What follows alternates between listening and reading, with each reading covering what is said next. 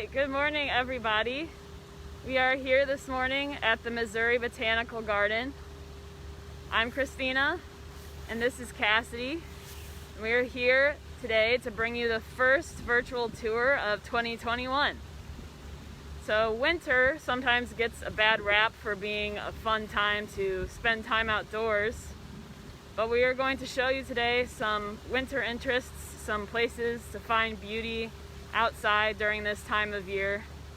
And I'll also mention, of course, that because of that general bad rap that winter gets, it's also the least crowded time of year. So it's a great time to come, get away, have the whole place to yourself, and really enjoy the peaceful place that the garden is. So, without further ado, I'll turn this camera around and show you one of those beautiful views, which is here down in the Japanese garden, which looks lovely no matter what time of year.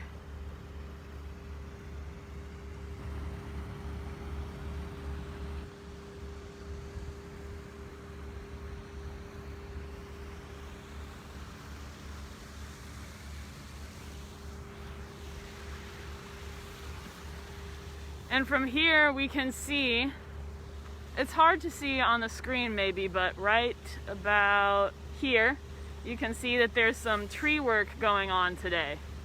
So if you hear loud noises in the background, that's what's going on. I believe that's our tree crew taking some limbs out of that tall tree there.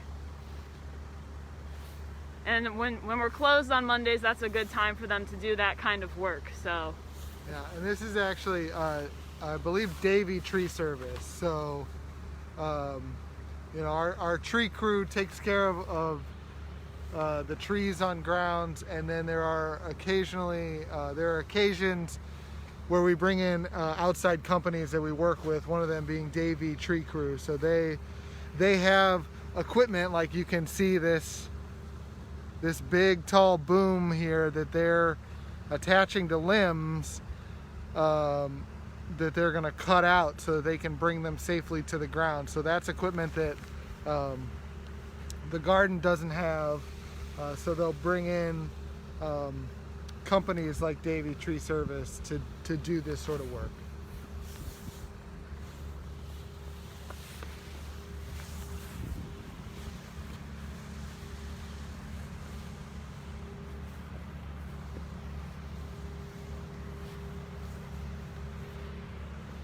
One of the things in the Japanese garden that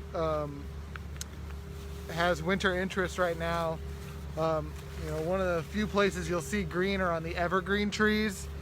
So we have here, this is a Japanese black pine here, and then over here is a shortleaf pine. This is the only pine that's native to Missouri. So pines and spruces are evergreen trees that we have in the garden that will provide some green at a time when everything else is either brown or defoliated. So pines are easy to tell because they come in the needles come in these little bunches where they connect at the base. And spruces and firs, each needle is held separately. So this here is a Missouri native pine, the shortleaf pine. So that's something in the Japanese garden in particular. You'll see a lot of green from, particularly from pine trees at this time of year.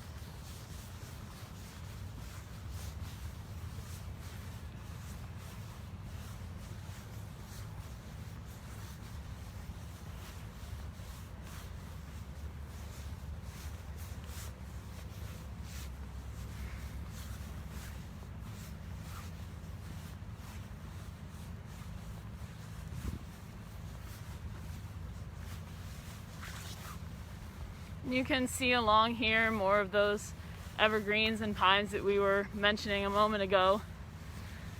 You can also see, as we're looking out at the landscape, that winter is a really good time to appreciate the shape of tree branch structure. So if you're working on your tree ID skills, this is a great time to exercise that particular part of tree ID. And there are certain trees that are more distinct than others. You can see this, the shape here of these branches, a little more curved and less straight than some of the others. This is a crabapple tree here. Here's another one with an interesting branch structure, and this is a Japanese maple. And this is just an aspect that you don't really notice when these trees are covered in leaves or flowers. But when that foliage is not in the way, you can really appreciate that aspect. And in particular, with things like the Japanese maples here in the Japanese garden, you can get a sense of the care that has gone into pruning these trees. You know, that structure is not entirely natural that you can see. That's been pruned over decades to bring the tree into this shape. And that's true of a lot of trees in the Japanese garden, and particularly the Japanese maples, where additional attention is paid to how these trees are pruned to create this kind of structure, to help dictate the size and shape of these trees.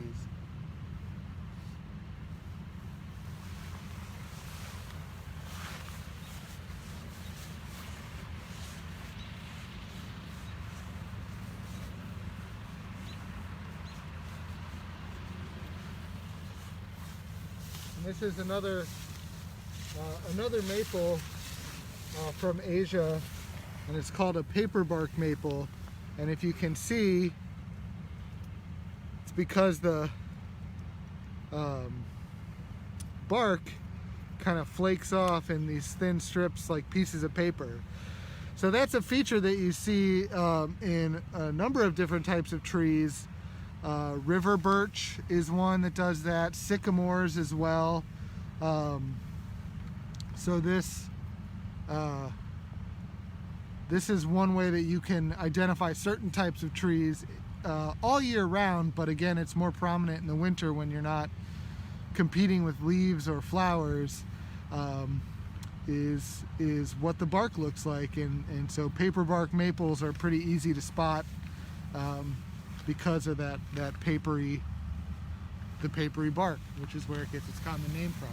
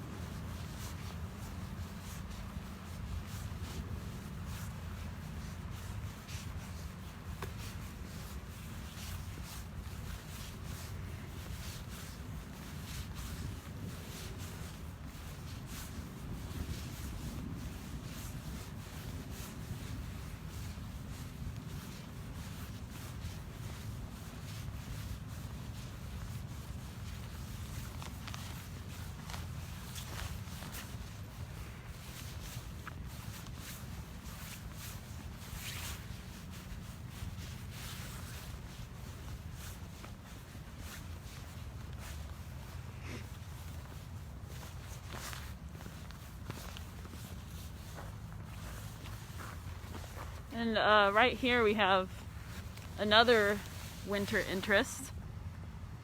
This right here is a type of magnolia. This particular one is a star magnolia. Now you can tell the magnolias by these fuzzy buds here. So these are already getting ready right now in winter time. And these will be the flowers that bloom in a few months here. But you can see they're all wrapped up in this fuzzy bud to keep them warm throughout the winter. It's this nice mild green color. So these are a really pretty thing to look for during winter time as well. And kind of speaks to that fact that even though it feels like the dead of winter right now, nature is always preparing to move on to the next stage.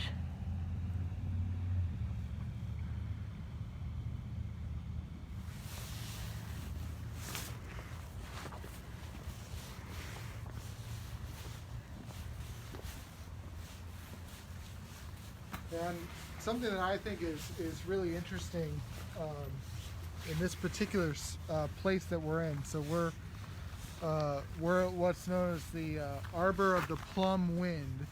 So these trees around us are a type of cherry tree known as a cherry plum. And you can sort of see the little flower buds here, or the little buds on these branches. So these will produce flowers very similar to the Yoshino cherries that everybody looks forward to in early April. But another feature that's really interesting when you're here at the Arbor of the Plum Wind and heading out here to this pine,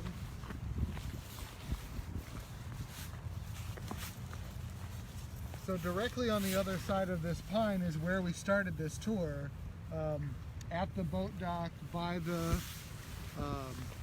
large waterfall. And this tree is placed here intentionally to obscure that view, so that it sort of deadens the sound from the waterfall a little bit, and it really creates this separate space, this tucked away little private alcove, even though we are about 70 feet or so across the lake away. So that's a feature of the intention that went into planning the Japanese garden when it was first installed in the 1970s, and how these plants have sort of grown up to fulfill these roles today, and this being one of those cases.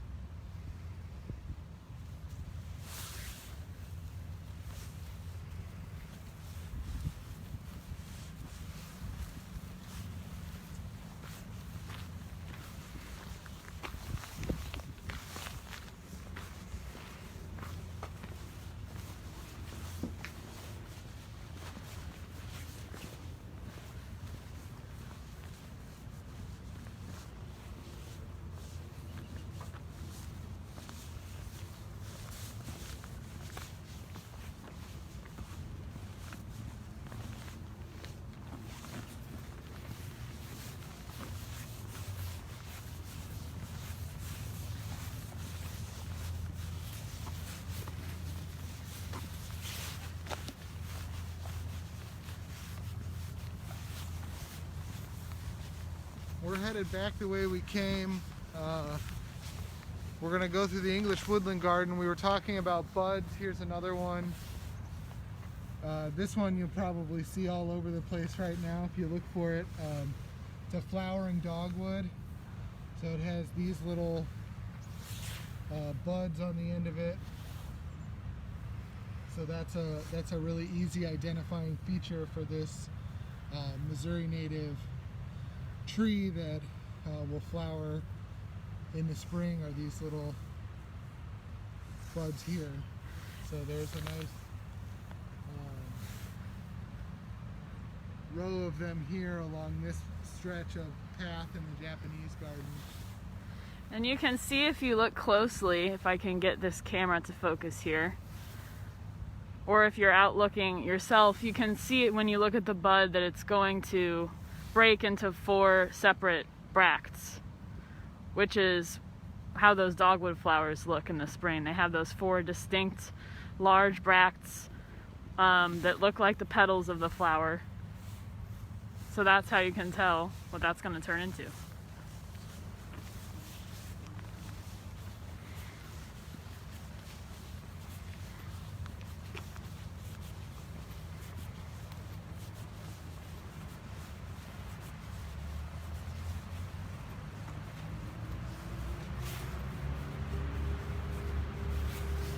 You might hear some noise picking up if you're just joining us. We mentioned there's some tree work going on in the part of the garden that we're walking through, and I don't know if you'll be able to see it, but they're lowering this really large branch down.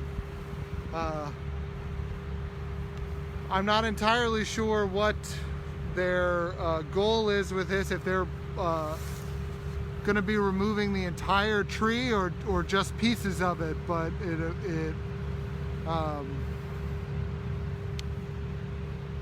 my guess is they'll actually be removing the entire tree. It looks like it may be dead. It kind of looks like a sycamore because there's so much bark missing, but I think that's actually an oak tree. Yeah.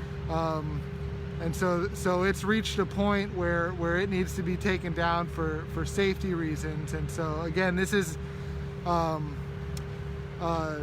Davy Tree Service is an outside company that's come in to take care of this removal. So again, if you hear noise in the background while we're doing this tour, that's where it's coming from.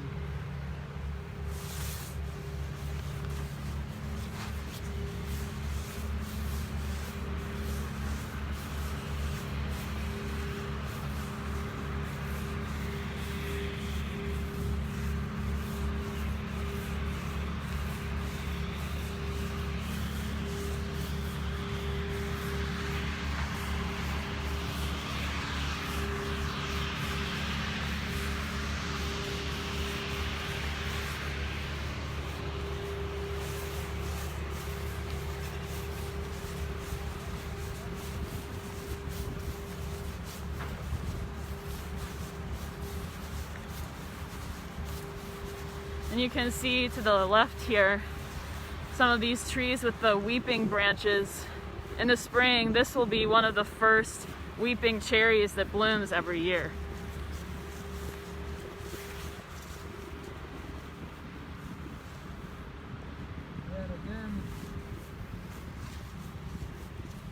And again, it may be hard to see on the cameras the way we're doing the tours, but it has these little buds. And they look quite similar when we were looking at the cherry plums across the lake on the arbor. They have a similar look to them. So that's one way. If you get a sense of what a particular tree genus or species, what their buds looks like, it can make it really easy to spot those trees, even when you don't have identifiers like flowers or leaves to go by like you would in spring or summer.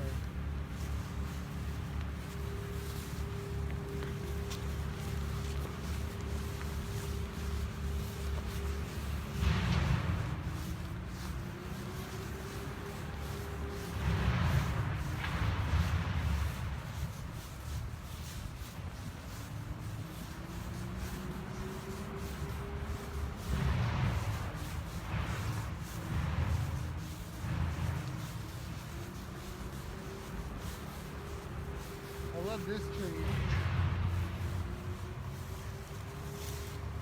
Again, these are things you can see in summer.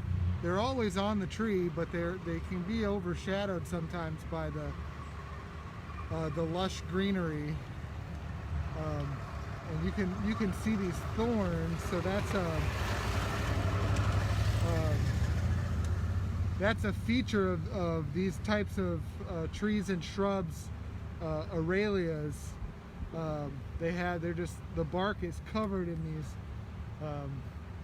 these thorns. So that's a neat thing that you can see just off the path here as you would be exiting the Japanese garden if you come on your visit. Ouch.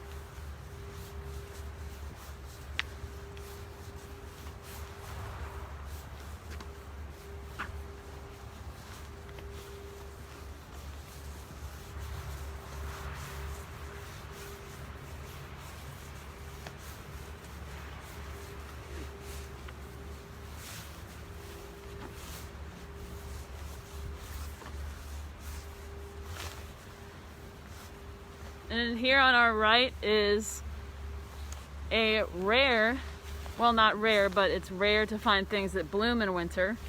And this is one of them. This is a witch hazel. This is a Chinese witch hazel in particular. And there are some types of witch hazel that will bloom in very, very late fall, December. And then there are others, like this one, that bloom in January. So this is one of the few things that you'll see blooming at this time of year. But it's this bright yellow color. And on a sunnier day, those blooms will pop even more.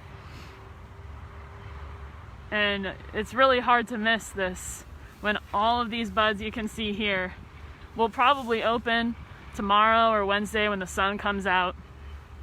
And it's kind of a nice surprise to walk along and see this bright yellow blooming tree here. And there is an Ozark witch hazel as well here in Missouri. We may point some of those out later in our tour, although they may not be in bloom right now. But I bet that a bunch of them will be coming into bloom in the next couple days as we get some sun here. And these can be a great resource for food, for pollinators, like bees. Bees do not, they don't die each winter and lay eggs as some bugs do. So they'll wait until a warm day to come out. And if it gets sunny in January and warms their hive, they'll come out, and this is exactly what they'll be looking for. And another thing while we're here, that I'll just point out, all the way down here, we can see these, this plant pushing up through the dirt, the soil. This is actually a type of snowdrop, a species of snowdrop.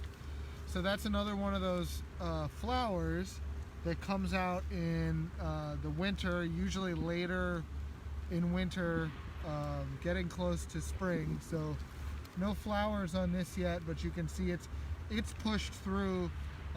This species, this genus, is not as bothered by the cold as other plants are. So it's pushing through, and they call it a snowdrop because it has these. Not only because it comes out in winter, but it has these beautiful white blooms. So something I noticed here, just as it's coming out of the ground, and something to be on the lookout for throughout the grounds. We have a number of different species of snowdrops that should be coming into bloom. And an important reminder why we ask everyone to stay on the paths, because even here in this bed right by this witch hazel, you never know what's coming out of the ground, and we want to make sure that nobody's stepping on it. So yes, and it's a good point to make, because it seems like there's nothing here. It seems that everything is dead, but really things are preparing already, even in the dead of winter, to come up.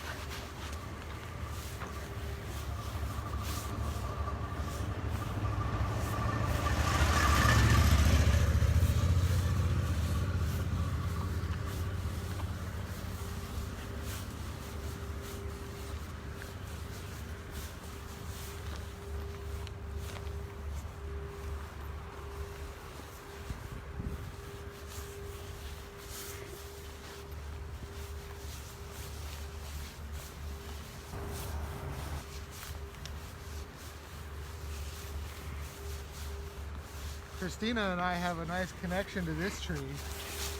This is an Ohio buckeye, and for those of you that have followed our tours,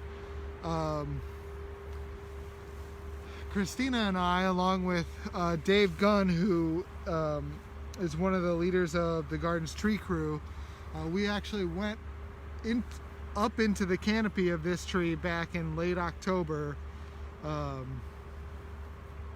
and I think my arms are still sore.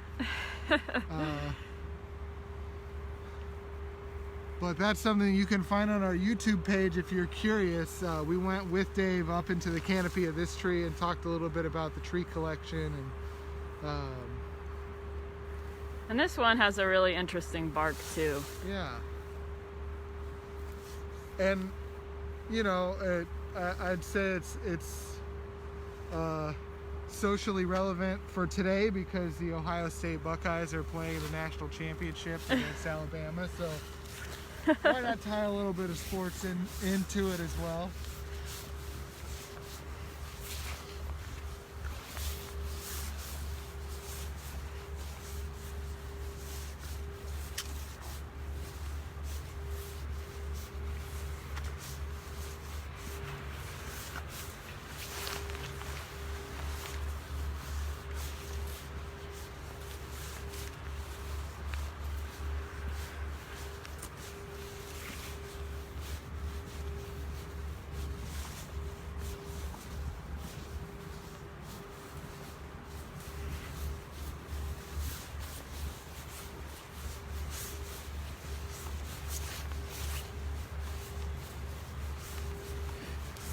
This is kind of an interesting plant that's offering some green. The common name for this is the Oregon grape holly, and as many common names are apt to do, it's a bit misleading. This is neither a holly or a grape relative. You can see these buds in here, I guess, is what gives people the idea of the grape, and then the leaves themselves with the spiny margins look very much like holly leaves. But again, this is neither a grape nor a holly, and even though it's called an Oregon grape holly, it's from Japan. So common names are all well and good, but that's one reason why researchers stick to the scientific names, the species names, so that you know exactly what which plant you're talking about. And we'll talk a little bit more about hollies as we go through.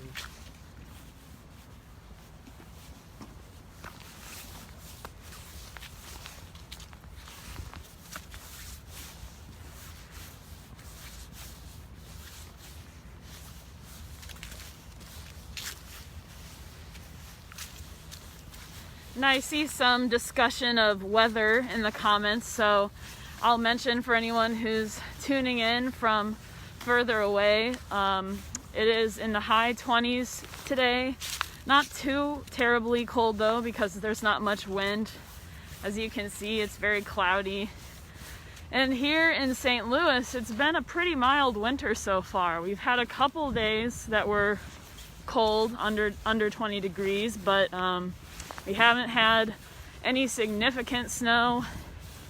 So it's been pretty easy on us so far here in St. Louis. I know other parts of Missouri have gotten quite a bit more snow and ice than we have, but so far here, not much.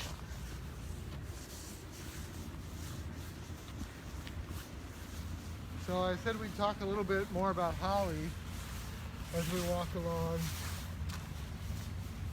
This one's tucked back behind our Lehman Research Building that contains part of our herbarium and research offices. This is an English holly, Ilex aquifolium, and this is the holly that is traditionally what people associate with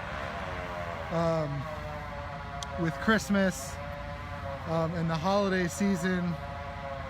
And this is the only specimen of English holly that we have in the garden. I don't see any berries on it, but it does produce berries. And this is the type species for the whole genus and family Aquifoliaceae, which includes a number of different types of holly relatives. And as we go along, again, we'll show you some more hollies, both cultivars and species, and you can kind of notice the difference as we walk past. But this one in particular is interesting because it's the English holly, and the one that most people associate with the holidays, or holidays, if you're into puns. It was low-hanging fruit. You gotta take that sometimes.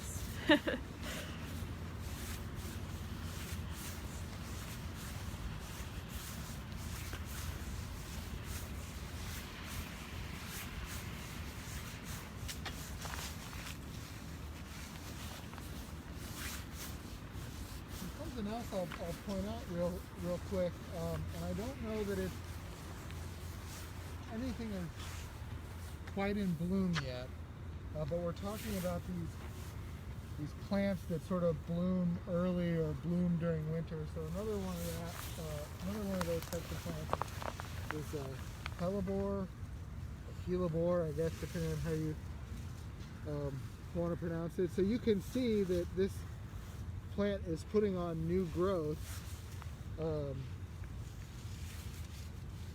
and a few of these, some that I can't quite reach, actually have buds on them already.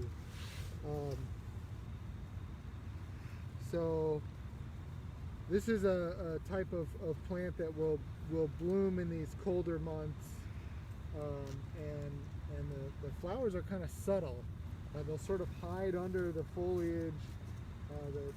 The colors of the petals aren't particularly striking necessarily, but it's something to look for because we have patches of this plant throughout the garden grounds, and that's something that'll be coming into bloom, and certainly on a future virtual tour here, I'm sure we'll be able to show one of those off in bloom.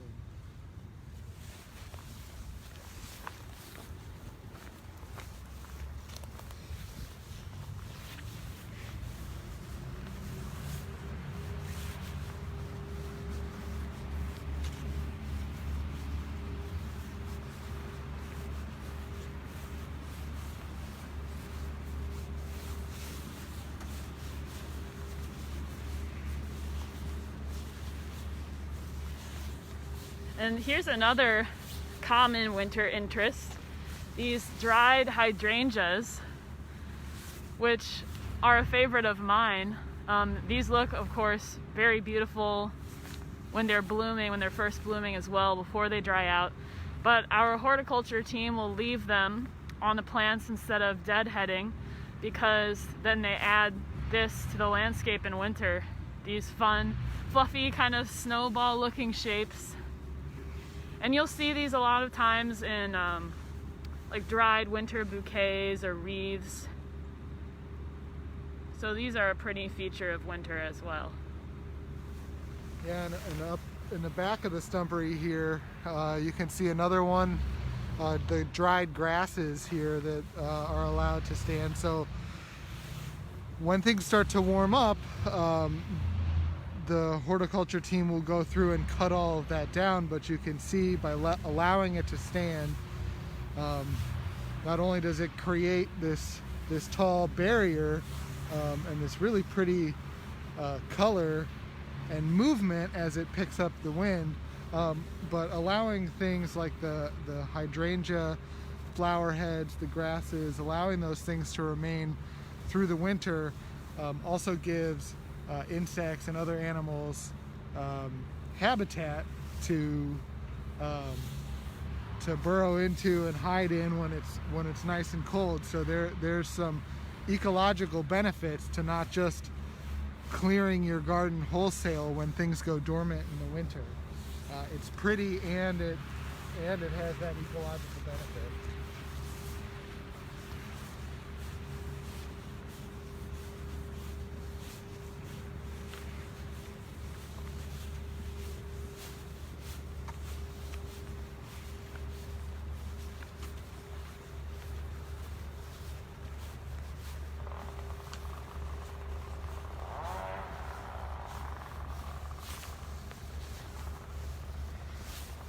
And as we're walking along, you might see some of the remaining decor that's left up from Garden Glow.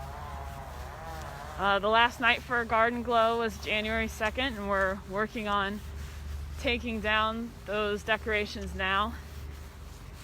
But you can see up here on the left, there's still photo op left behind for now. You come take your Christmas card picture for next year. And speaking of those magnolia buds that we've pointed out now, this tree right here is a real showstopper in the spring. This is a magnolia here. You can see how tall and wide around it is. And if we get closer, you can see all of these fuzzy green buds. And these are full of the flowers that are going to burst out of this thing in early spring.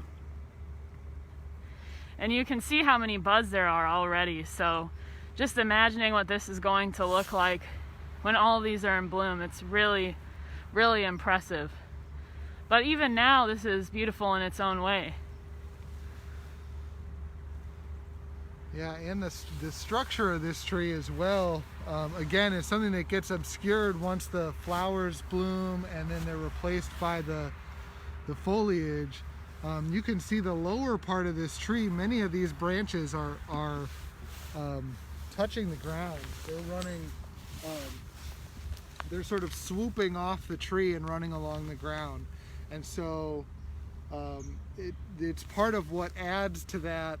When this tree is in peak bloom with all of its flowers, it is blooms literally from the ground all the way up to 30 feet in the air, and it's pretty impressive to see. And this tree, typically hits peak late March, early April. And it's fantastic. So this time of year allows you to see the structure that creates that, it's the underpinning for that show of blooms later in the year.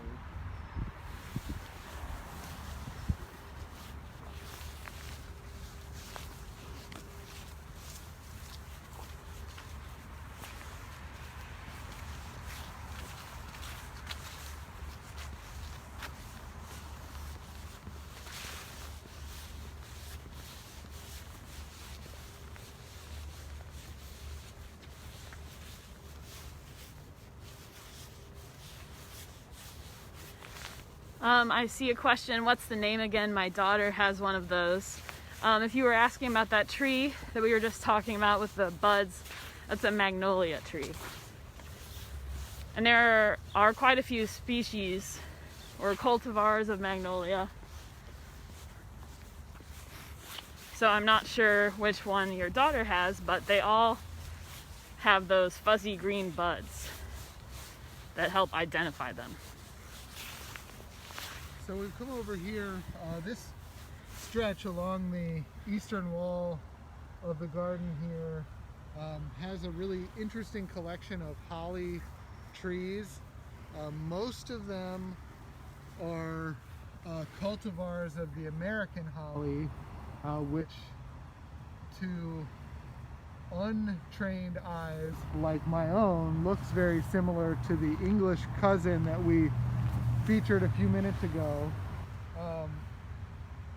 And because there's so many different hybrids and cultivars, you really get a chance to see how human interactions with these plants can draw out certain traits.